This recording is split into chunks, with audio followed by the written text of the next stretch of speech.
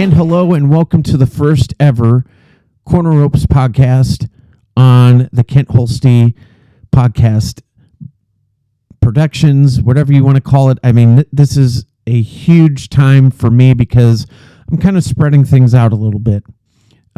Obviously, I offer a vast variety of things within my podcast, and it didn't make sense to have positivity with wrestling and then interviews that may have to do with positivity and may not. So we're splitting the three apart, and it's going to be amazing to see what happens. But this is the first podcast for the Corner Ropes podcast, and I'm so excited because this first podcast we are going to be talking about AEW and the huge, I guess, new talent that I guess we were all shocked, but I guess if you read the dirt sheets and you've heard the rumors that we knew Adam Copeland was going to be going to AEW. And if you don't know who Adam Copeland is, he is the former WWE superstar Edge. Now, obviously, when I heard the rumors that Edge may be going to AEW, I was like, is this really going to happen? I mean, really, Edge has been devoted. He's been faithful and loyal to WWE for, 20-some years? Well, when it happened on Sunday, and he came out not only in an AEW arena for an AEW event, he came out with his music from WWE, which WWE apparently had no rights to it. He was given that song by the group that plays it. And apparently from the media scrum at the end of the pay-per-view on Sunday, Adam explained that he can take that song wherever he goes, which is awesome. But not only that, he came out with the pyro. He did his normal entrance routine. It was incredible. And to hear the response of the crowd, and I've been watching for the last couple days since the pay-per-view, people who were at the event posting the video of when he came out.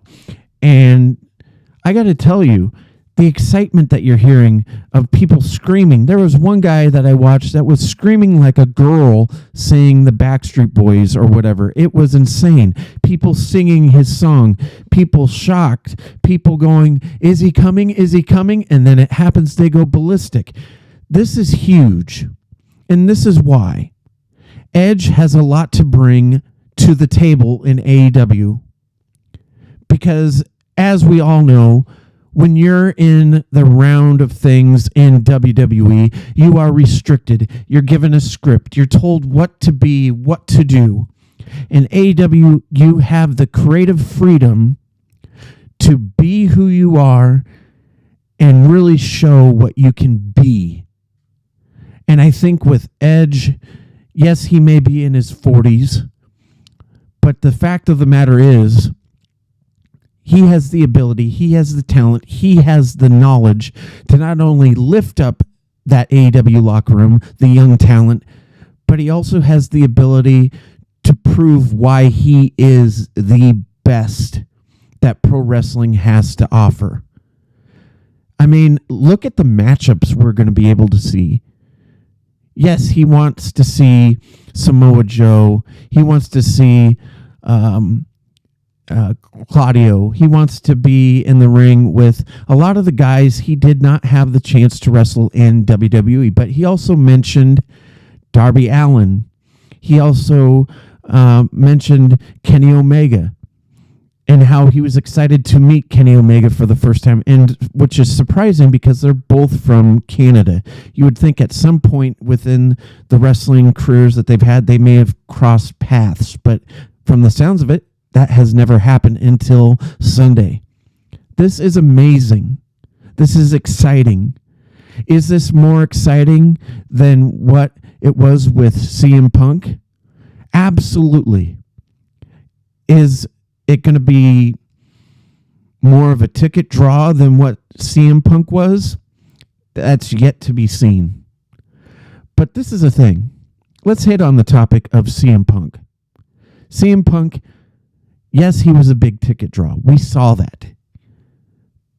But in the back, did he really impact the locker room as much as Adam is going to? It's a good question. I mean, obviously, we know the answer to this already because, first of all, CM Punk didn't bring unity to the locker room. He didn't create a positive atmosphere in the locker room. He divided. He brought people against each other that should have been working together to make the best product possible. And instead, he made things so incredibly difficult from what we've seen or heard from the dirt sheets. And who knows, maybe this stuff isn't all true.